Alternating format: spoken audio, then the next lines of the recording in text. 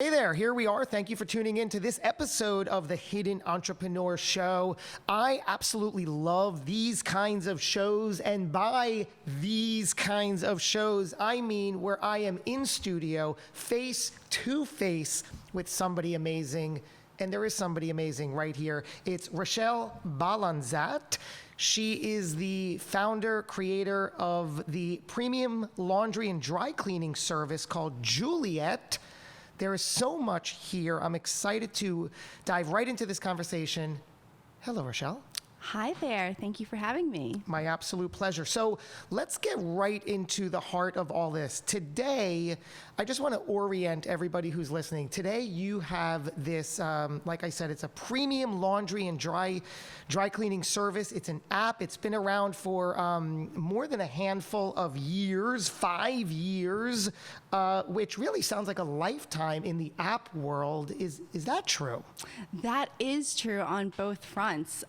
We've been around for 5 years, but as you know, the app is really just a tool for our clients. And then at the end of the day, we're still doing laundry and dry cleaning. And so even though in the app world we're quite old, we're still in the old industry of doing laundry and dry cleaning. Yeah, because it seems like everybody today wants an app. Like that's the means to the end. But what I heard there is you're saying, no. That's just the way we get users to our core business, right? So talk a little bit about that, because I think a lot of people just get, this like glorified version of, oh, I want an app, and end there. Yeah, you're absolutely right. In today's world, we use our mobile phones for everything. And so the modern day consumer almost demands that you have an app, whether it's for transportation or hotel or laundry service. But in my specific industry, you can't just have an app that picks up and delivers your laundry. You also have to follow through on the promise of delivering clean clothes that smell good. And that is where we saw the opportunity, and people want that. They demand the online and the offline world. They want the convenience and efficiency of technology, but at the end of the day, they still want their package. They still want something in their hands that delivers on the final promise, and that's what we do. It sounds like a logistical nightmare. Is it? Pick up, drop off, all of that stuff, connecting all those dots? Yes, it is. And this is where technology is really powerful, because we're able to route every pickup and delivery every night. So that's where technology and the app really comes into play. So I'm a busy professional, let's say, and I don't want to do my own laundry. I don't even want to walk a few blocks to drop it off, and certainly I don't have time to pick it up. So your app sort of solves that problem? Yes, we do. We pick up every night, 7 days a week. You just one click request a pickup. We pick up between 7 and 10 p.m. tonight, and you get your clothes back tomorrow between 7 and 10 p.m. Really? And I pay one flat fee, or is it a per use deal? Per use deal. Per use? Yeah. Okay.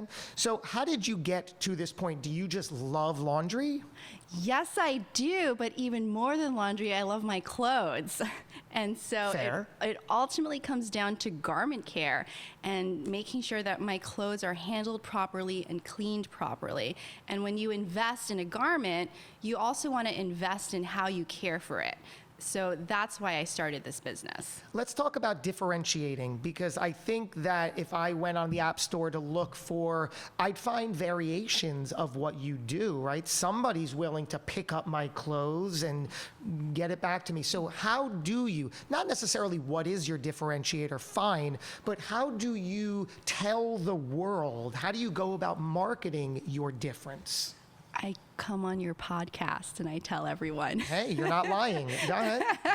But, we've been doing a lot of word of mouth marketing. We actually don't do any type of paid advertising or paid media. It's by invitation only. Everyone that is a Juliet client is a client because they were invited by another Juliet client. And it's called Juliet. I'm sorry. Yes. Let's get that up. Yes. Why Juliet? Are we talking like the Romeo deal? Yeah, Romeo and Juliet. But I wanted to create an alter ego, a personality. I wanted someone to know that someone was there watching over your clothes. And she's a figment of your imagination. She's not supposed to exist. She's just supposed to be the hand that takes care of everything. Are you more female client dominated? I would say 60% female. Is it 60-40? Yeah. Now, you strike me as someone, and I say this with the best of intentions, you strike me as a type A, go-getter, everything needs to go my way, and I'm going to do everything I can to make certain it goes my way. Is that true? Yes, in a sense, yes. No uncomfortability here. But I love that. I mean, you make that work. How did you get here? Paint the picture for me. What was life like as a child that, in the beginning, even helped color your decisions and your world and all the choices you've made to date? Take me back, Rechelle. All right. Well, I was born in the Philippines, came to the U.S. when I was 3, grew up in a small town called Bayonne, New Jersey, I've heard. is about 60 blocks long, just a handful of schools, and I had a very small class. There's only about 20 of us in the class. And, not everyone looked like me. I like black kinky hair or black wavy hair, and so from the get-go, I always had to perform better and kind of be aggressive and make sure that I was known, let everyone know that I was there. I needed to control how I was perceived from the beginning, because I was fighting biases or fighting whatever it is that people would think when they saw me. I wanted to make sure that I was controlling that narrative. And so that's where the type A personality came in, where it's like, well, I'm going to do this, this, this, and this. So before I even walk in the room, you already know who I am.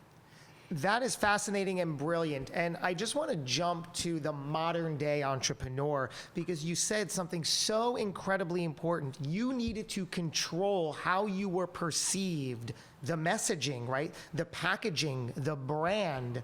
So you were already rehearsing that as a person, as a child. Not knowing it until years later, until all of your childhood and adolescent experiences mature through your 20s and into your 30s, and you're like, oh, that's why I'm like this.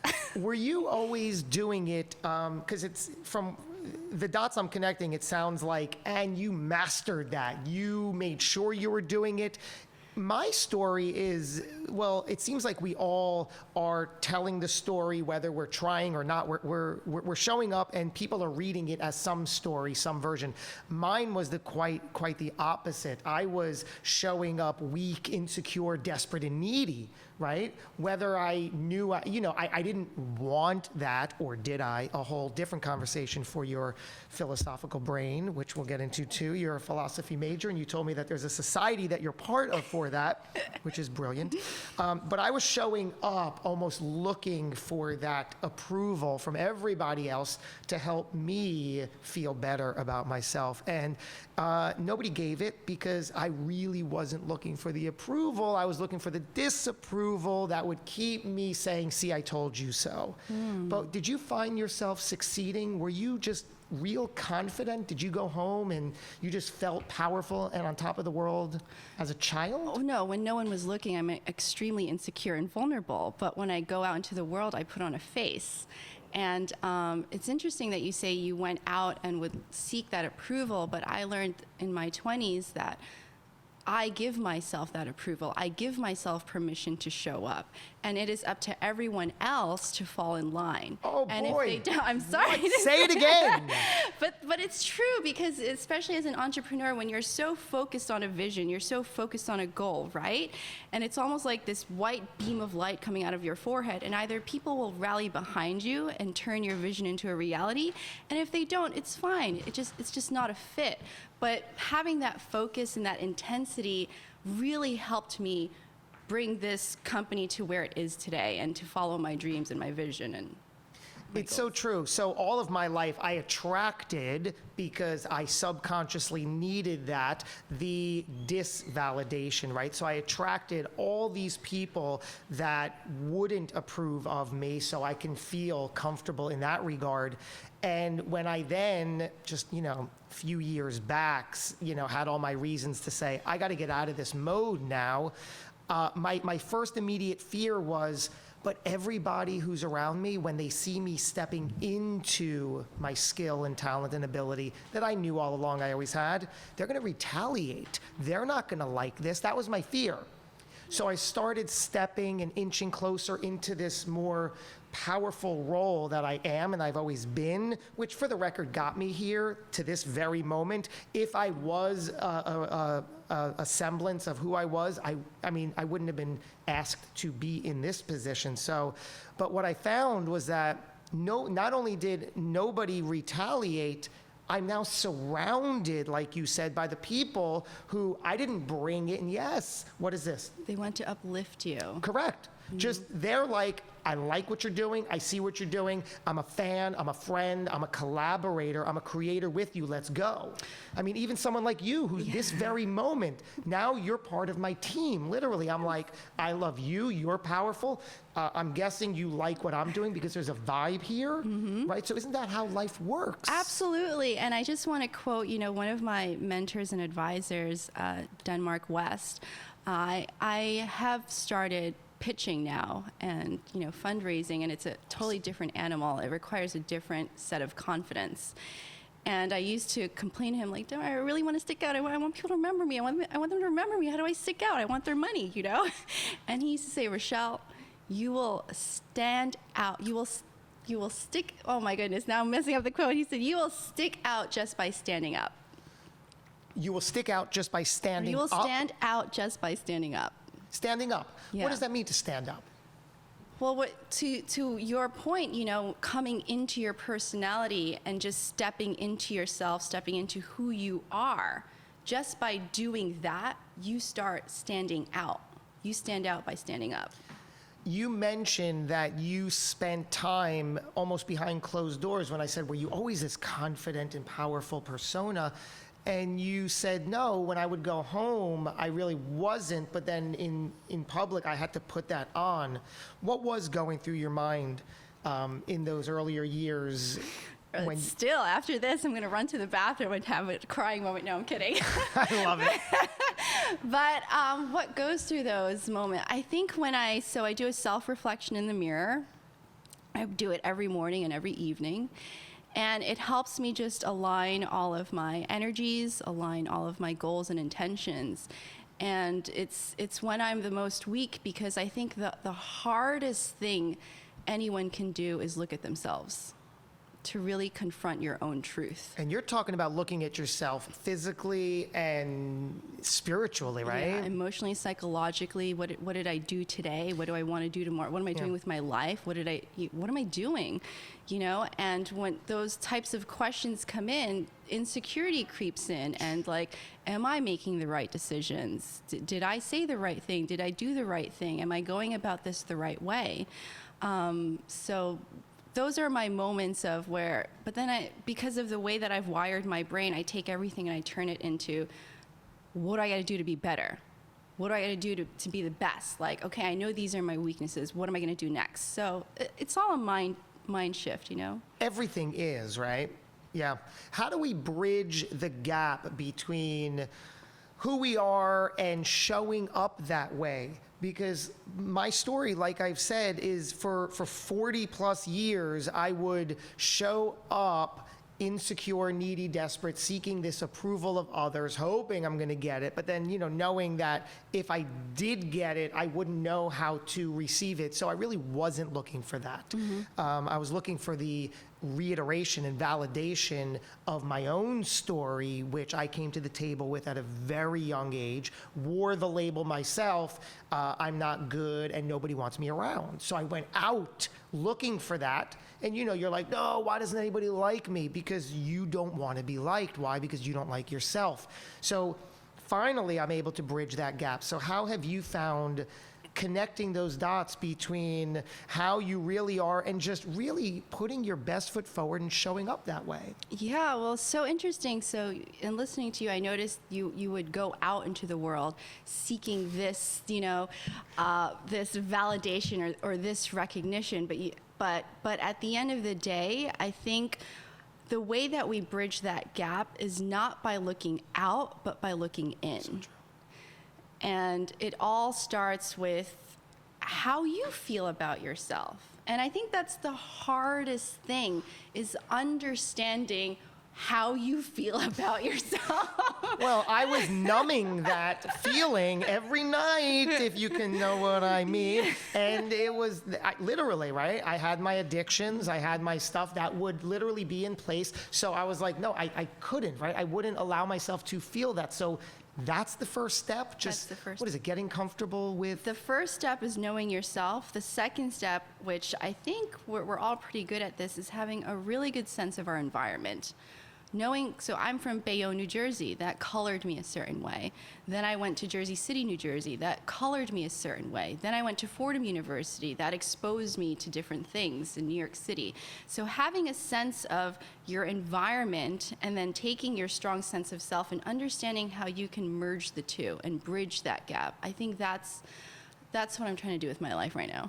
It's so interesting that I saw you as this like type A, get everything done, go get 'em, successful, powerful, stable woman, and you made a joke, but we know that there's some truth in the jokes where you said, no, well, after this moment, I'm going to go in the bathroom and cry and whatever it is, doubt, and so it's not to say that the goal is to be 100% tough or confident. So there are some cracks in that facade at times. I think it's being self-aware.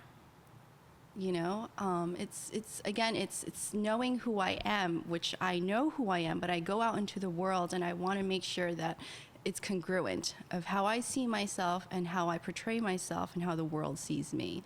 But being self-aware enough to understand that the world and the people around me have their own biases, have their own judgments, and constantly going back and forth between that is where self-reflection and self-awareness comes in. So, is it your job to concern yourself with those biases?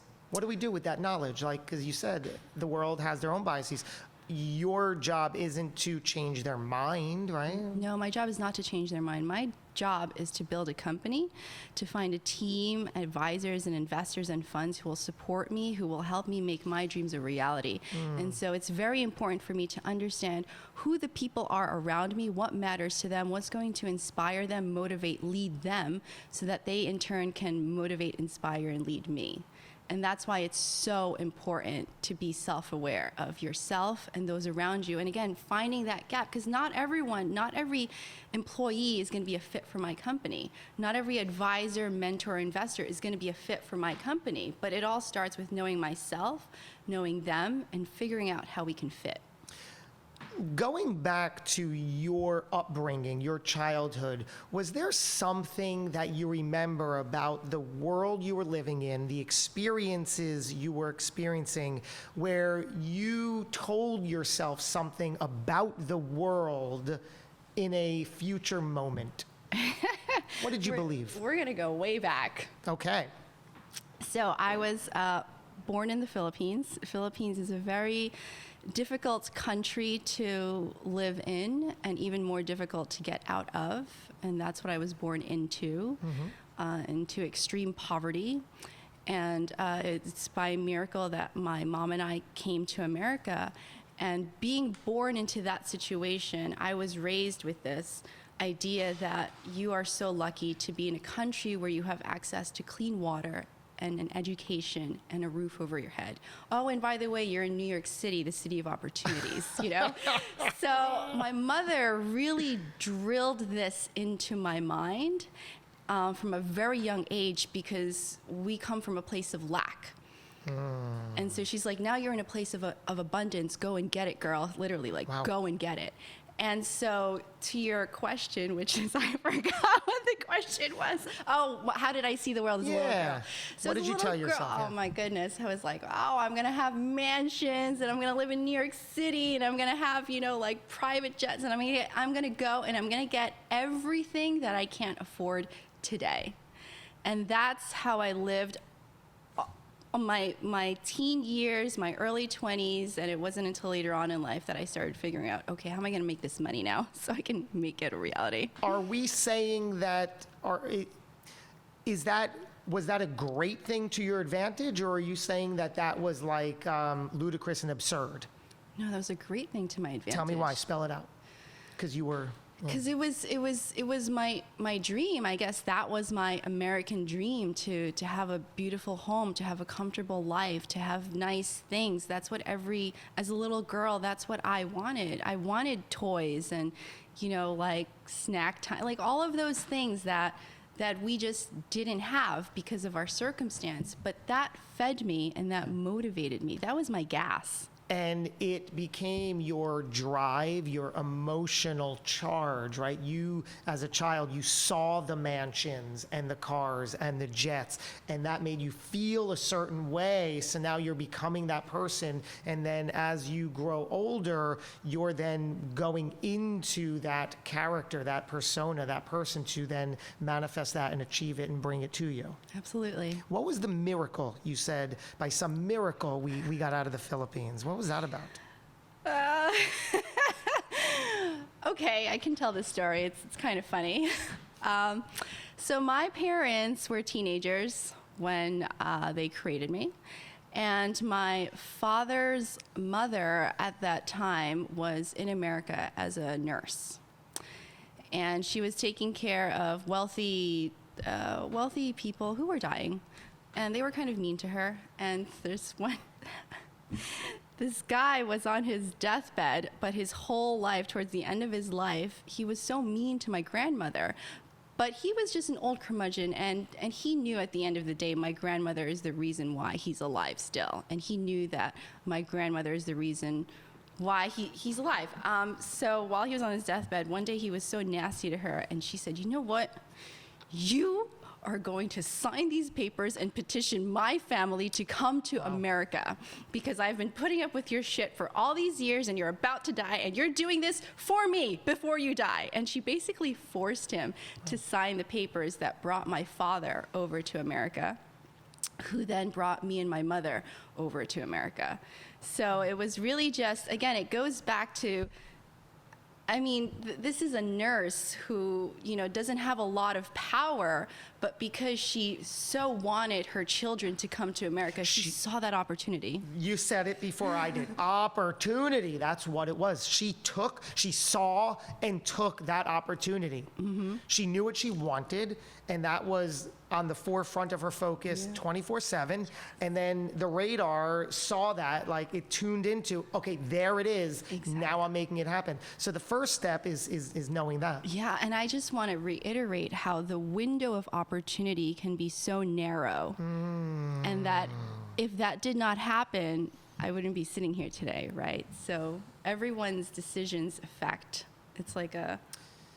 Yeah, it really is. And I could, I can draw so many things to why I shouldn't be here. I wouldn't have been here right now, which, let's talk about that for a moment. The moment, the now, right? Living in the moment. This is a very special moment, just like each moment is special, right? We're given it, we're present in it. So sort of think about, what are the chances that this moment exists, right? Like several billion to none that this very moment should have existed, and it's existing. Yeah. How amazing is that? I mean, can I say why we're even here today? Tell me. Because there were 2 cancellations. Yeah. So I wasn't even supposed to be a part of today's session. I'm getting the chills. Yeah, I was Literally. not supposed to. And then you weren't supposed to be interviewing me right now. So. Okay, this is like meta right now. This moment, this interview really should not even be taking place. No. You, 20 minutes before we went on the air, were not on my list. You were not on my schedule. Things happened. And this does not even go back to the fact that you should probably still be in the Philippines, right? You're like, by all accounts, exactly. If that one thing didn't happen, and this was before your birth, or no, you were already born? Yeah. When she made that. I was born. You were already born. Oh, no, my mom was pregnant with me. She was pregnant, right? Yeah. So this moment should not have happened on many levels, some obvious, some today. So it's like, what in the world brought us together? Who knows? I think it goes back to showing up. I showed up early. Yeah. I wasn't supposed to be here till like 10:30. I showed up at 9. So what are we saying here? You need to keep your eyes open for opportunity. You need to seize them when they arrive, right? Have the confidence, the knowledge, the strength, the ability to step forward into the opportunity and be present in the moment. Who knows where this is going to go, if anywhere, but we are experiencing it. We're changed because of it, for better or worse. I'm hoping for the better, but that's the truth of it. And that's life, right? I think so. I think, we should, as humans, right, because at the end of the day, we all connect on a human level, let every moment have its integrity. What does that mean? Be present, be aware, respect people's time, pay attention, put your phone away. All of these things. I think it's the most precious thing you can give someone is your time and attention. And when you do that, trust me, they feel it. And if they feel it, then they're going to make more opportunities happen for you. Do you believe everything happens for a reason? Absolutely. Yeah. Absolutely. Before we wrap up, talk to me about the philosophy side. What has that done for you and your ability and your life? Where has that gotten you? Philosophy taught me how to think. And I was a philosophy major while I was at Fordham. And it taught me logic. It taught me how to analyze, taught me how to break things down, how to look at things from different angles. And I took that skill and I applied it to every job, to every career move, to love, to relationships, to family. That's what philosophy has done for me. Wow. Well, let's wrap it up with this final question. Rechelle Balanzat, how would you like to be remembered? Really? Yes. Jeez Louise. Yes, indeed. I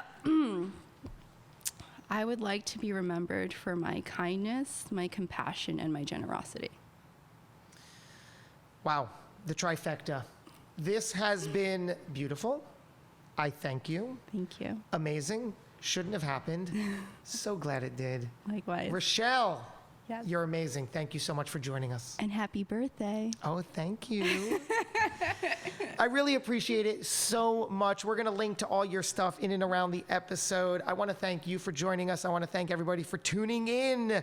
We're going to do another good thing before too long. Until we do, go get 'em.